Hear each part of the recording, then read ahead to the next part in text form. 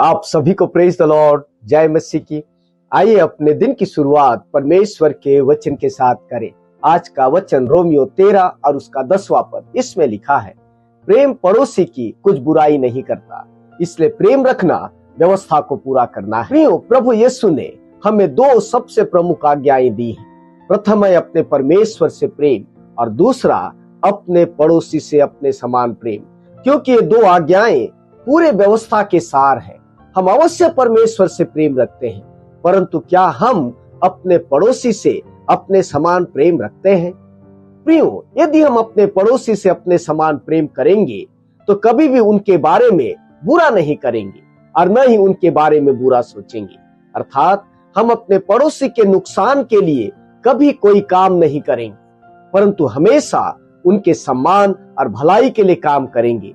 जैसा हम अपने स्वयं की अच्छाइयों के बारे में सोचते हैं, वैसा ही हम उनके अच्छाई के बारे में भी सोचेंगे। प्रियो, परमेश्वर ने अपनी 10 आज्ञाओं में दूसरों के प्रति हमारी जिम्मेदारियां और सीमाएं तय की है।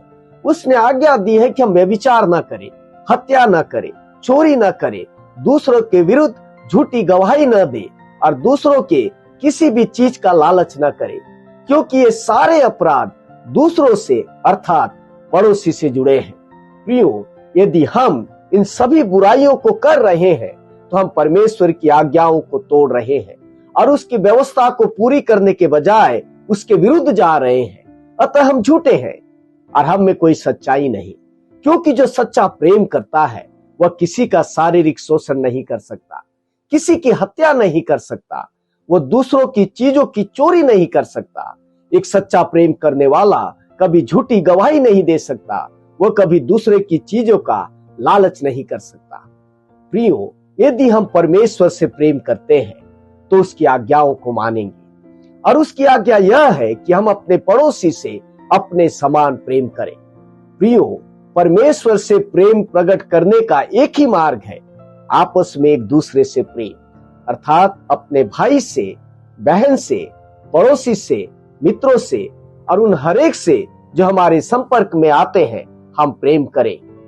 प्रियो, हम इस बात को स्मरण रखें, मसीह जीवन का मतलब ही प्रेम का जीवन है। आपका दिन अच्छा हो, प्रभु आपको आशीष दे। आमीन।